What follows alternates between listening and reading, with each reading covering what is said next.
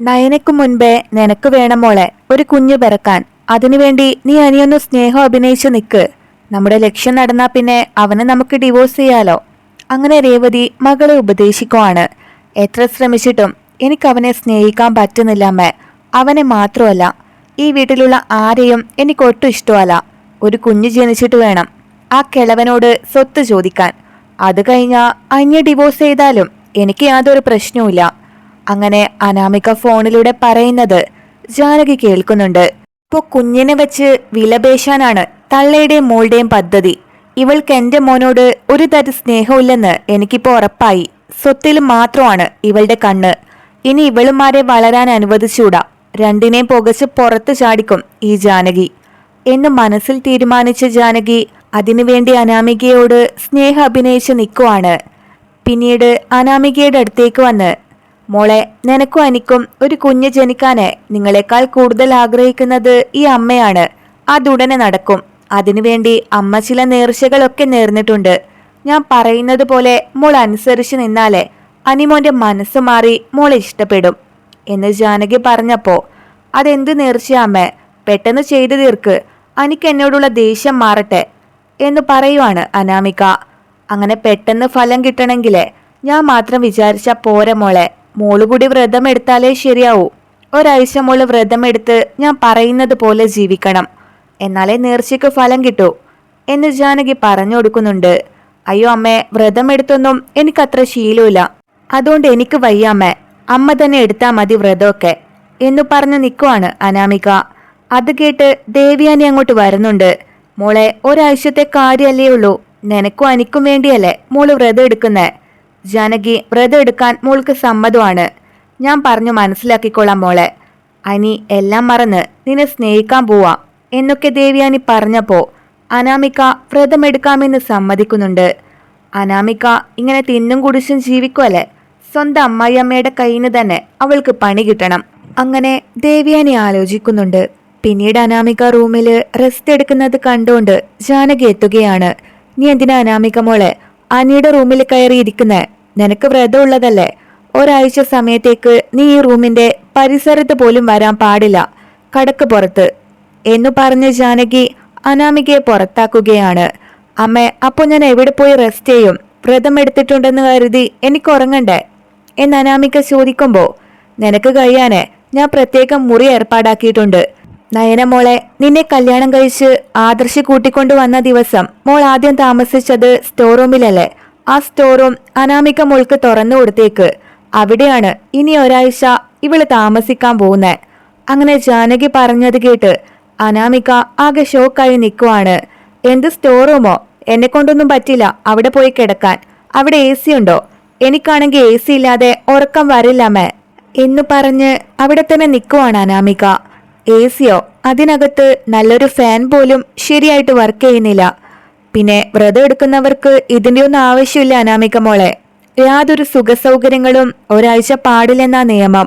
നയനെ, നീ അനാമികയെ store room കൊണ്ടുപോയി കാണിക്ക്, മോള് ചെല്ല് എന്ന് ദേവ്യാനിയും പറയുകയാണ്. അത് കേട്ട് നയന അനാമികയോടൊപ്പം റൂം കാണിച്ചു കൊടുക്കാനായി പോകുന്നുണ്ട്. ഇനി ഒരാഴ്ച അനാമിക എന്ന ശല്യത്തെ എനിക്ക് സഹിക്കണ്ട. ഇനി സമാധാനത്തില് നന്ദുനെ ഫോൺ ചെയ്യാനും മെസ്സേജ് അയക്കാനും ഒക്കെ സാധിക്കും. അമ്മ ആദ്യമായിട്ടാണ് എനിക്ക് വേണ്ടി ഒരു നല്ല കാര്യം ചെയ്യുന്നത് എന്ന് പറഞ്ഞ് അനി സന്തോഷിക്കുകയാണ്. ഈ മുറിയില് ഒരു കട്ടില് പോലും ഇല്ലല്ലോ, ഇതൊക്കെ ഒരു മുറിയാണോ അമ്മ? എനിക്കിവിടെ കിടന്ന ഉറക്കം വരില്ല എന്ന് അനാമിക പറയുമ്പോ, അതൊക്കെ 2 ദിവസത്തിനുള്ളില് ശരിയായിക്കോളും മോളെ. മോൾ അകത്തേക്ക് ചെല്ല്, ഞാനിത് പൂട്ടാൻ പോവാണ്.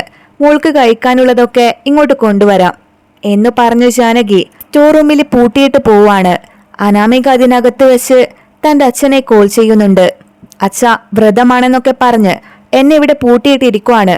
ഇവിടെ കഴിക്കാൻ ഒന്നുമില്ല അച്ഛ.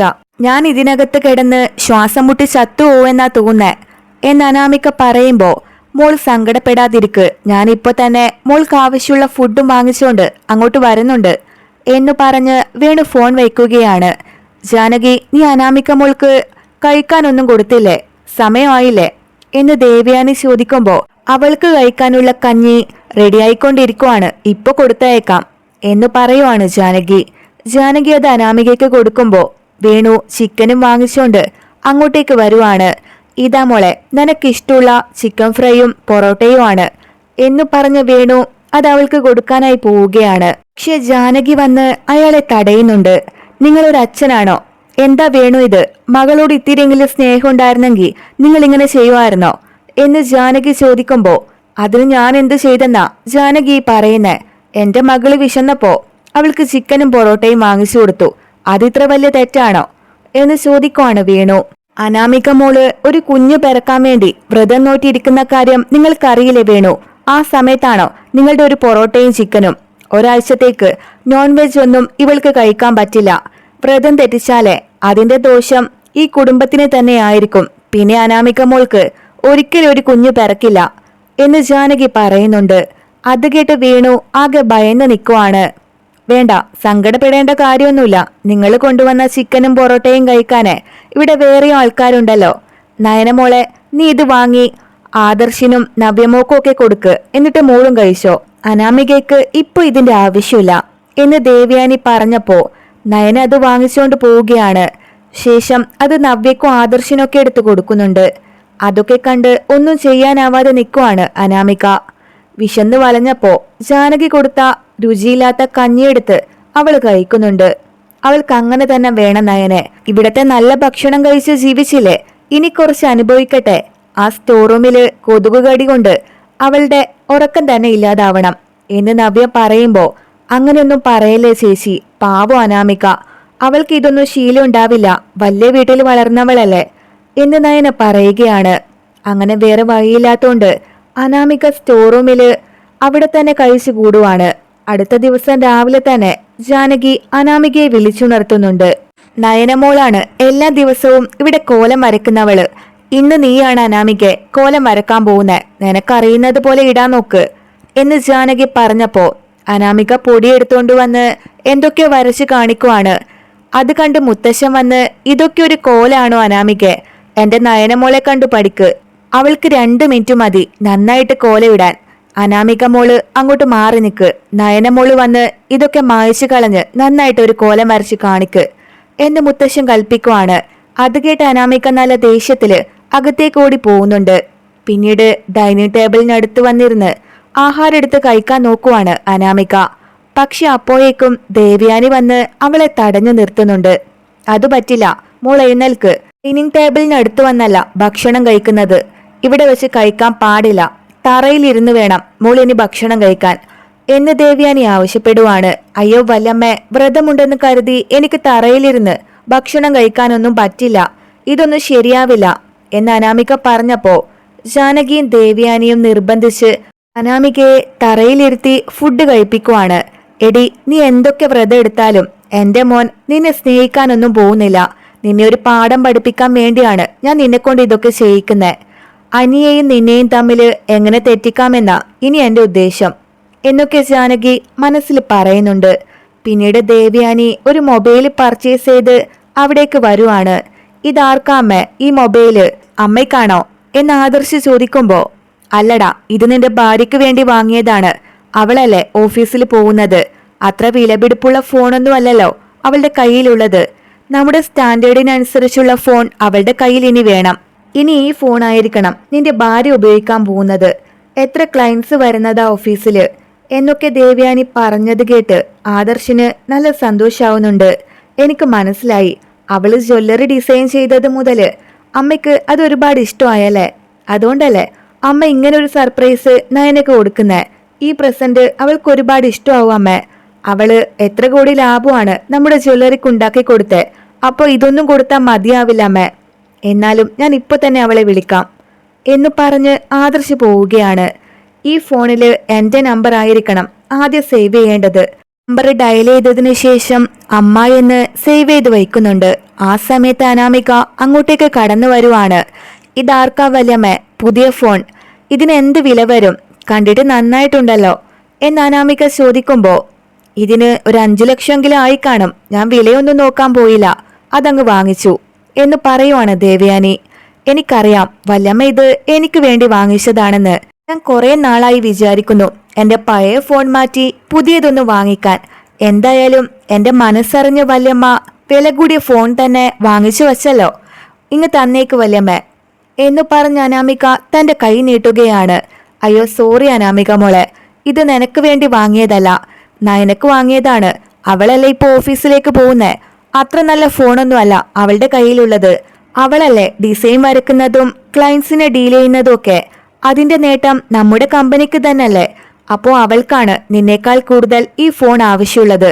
മോള് വെറുതെ വീട്ടിലിരിക്കുവല്ലേ, അതിനിപ്പോ ഉള്ള ഫോണൊക്കെ മതി, അത് ധാരാളം എന്ന് പറയുവാണ് ദേവയാനി. ആ സമയം ആദർശ് നയനയെ കൂട്ടിക്കൊണ്ട് അങ്ങോട്ടേക്ക് എത്തുവാണ്. ഇതാ ഇനി മുതൽ നീ ഓഫീസിലേക്ക് ഈ ഫോൺ കൊണ്ടുപോയാൽ മതി, ഇതില് എന്റെ നമ്പർ സേവ് ചെയ്തു വെച്ചിട്ടുണ്ട് എന്ന് പറഞ്ഞ് ദേവയാനി അത് നയനയുടെ കയ്യിലേക്ക് കൊടുക്കുന്നുണ്ട്. നയന അത് സന്തോഷത്തോടെ വാങ്ങിച്ചുകൊണ്ട് പോവാണ്. ഈ ഏട്ടത്തിക്ക് എന്താ വല്ല വട്ടും പിടിച്ചോ? 5 ലക്ഷത്തിന്റെ ഫോണൊക്കെ ആ മൂതവിക്ക് വാങ്ങിച്ചു കൊടുക്കാൻ നേരത്തെ ഒരു ഫോൺ കൊടുത്തതല്ലേ എന്ന് ജലജ ചോദിക്കുമ്പോ, ആ ഫോൺ എനിക്ക് തരേണ്ടതായിരുന്നു വല്യമ്മ. ആ നയന ഒരുപാട് ജ്വല്ലറി ഡിസൈൻ ചെയ്തു കൊടുത്ത് വല്യമ്മയുടെ മനസ്സ് മാറ്റിയതാണ്. അങ്ങനെ അവള് ഈ ഫോൺ യൂസ് ചെയ്ത് ഷോ കാണിക്കണ്ട. അവളത് ഉപയോഗിക്കാതിരിക്കാൻ എന്താ വേണ്ടേന്ന് എനിക്ക് നന്നായിട്ട് അറിയാം എന്നു പറഞ്ഞ് അനാമിക പോവുകയാണ്. നയന റൂമിലില്ലാത്ത സമയം നോക്കി അവളുടെ മൊബൈൽ എടുത്തോണ്ട് പോവാണ് അനാമിക.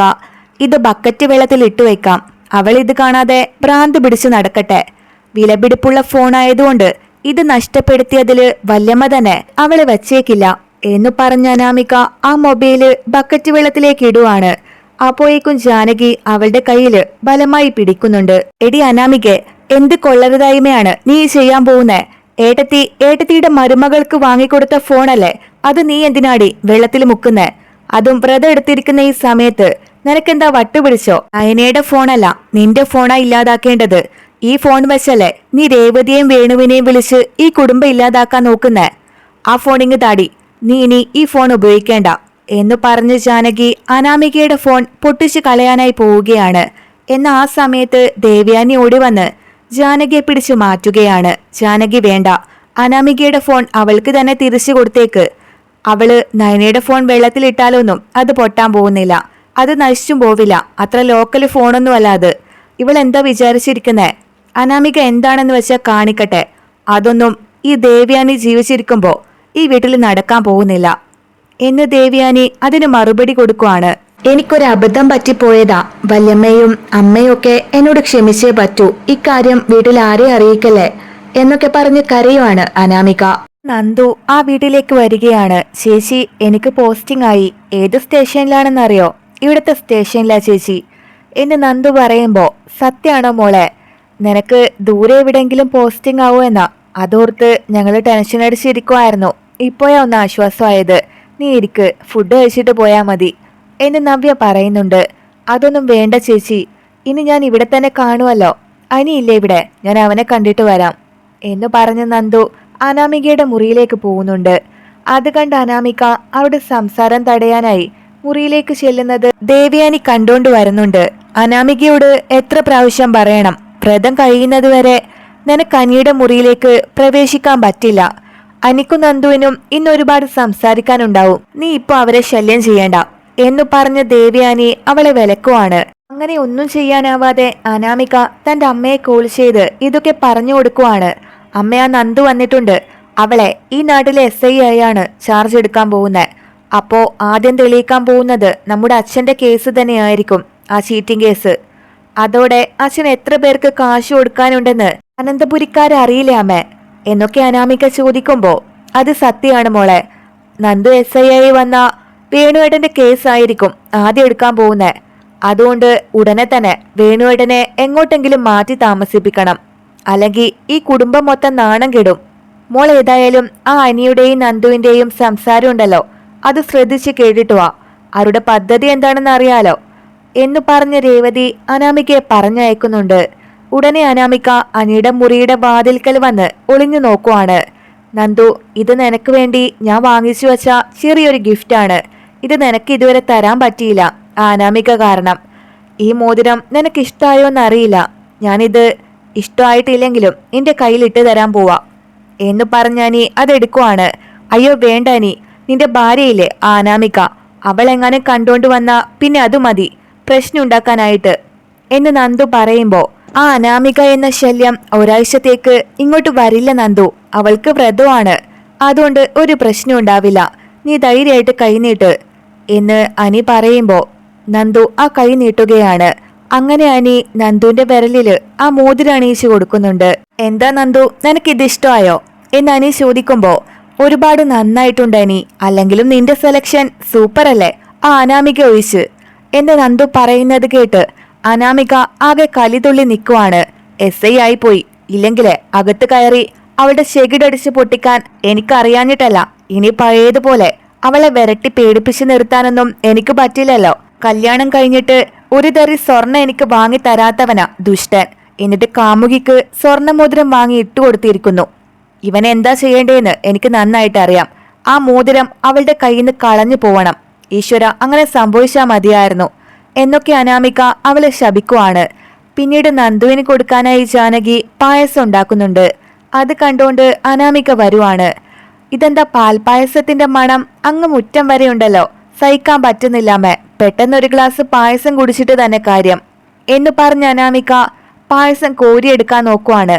അതിൽ നീ തുടരുത് അനാമികെ, നിനക്ക് വ്രതം കഴിയുന്നത് വരെ നല്ല രുചിയുള്ള ഭക്ഷണമൊന്നും ഇവിടെ നിന്ന് കഴിക്കാൻ പാടില്ല. ഇത് നന്ദുമോൾക്ക് കുടിക്കാൻ വെച്ചതാണ്. അവൾ SI ആയി ഈ നാട്ടിലേക്കല്ലേ വരുന്നത്, അപ്പൊ നന്ദുവിനെ സ്വീകരിക്കേണ്ടത് നമ്മളല്ലേ. മോളെ നന്ദു, ഇവിടെ വന്നിരിക്ക്, ഈ പായസം മൊത്തം കുടിച്ചിട്ട് മോൾ ഇവിടെ നിന്ന് പോയാ മതി, ബാക്കി ഞാൻ കനകയ്ക്കും ഗോവിന്ദനും തന്നു വിടുന്നുണ്ട് എന്ന് ജാനകി പറഞ്ഞോണ്ട് നന്ദുവിനെ പായസം കഴിപ്പിക്കുവാണ്. അത് കണ്ട് ആകെ വല്ലാതായി നിൽക്കുവാണ് അനാമിക. നവ്യ അങ്ങോട്ട് വന്ന് ഇങ്ങനെ ആർത്തി പിടിച്ച് നിൽക്കാതെ അങ്ങോട്ടെങ്ങാനും മാറി നിൽക്കടി അമ്മായി, ഇവളെ പായസത്തിന്റെ പരിസരത്ത് പോലും അടുപ്പിച്ചേക്കരുത്, പിന്നെ എന്താ ഉണ്ടാവുകയെന്ന് ഞാൻ പറയുന്നില്ല. അന്നൊരു തവണ പായസം കുടിച്ചിട്ട് നിനക്ക് മതിയായില്ലടി, എന്നിട്ട് വീണ്ടും ആർത്തി പിടിച്ച് വന്നിരിക്കുവാണ്. ഞാനും എൻ്റെ അനിയത്തിമാരും ഒന്ന് സമാധാനത്തോടെ ഈ പായസം ഒന്ന് കുടിച്ചോട്ടെ, നീ ഒന്ന് പോകുന്നുണ്ടോ എന്ന് പറഞ്ഞ അനാമികയെ അവിടുന്ന് പറഞ്ഞു വിടുകയാണ് നവ്യ.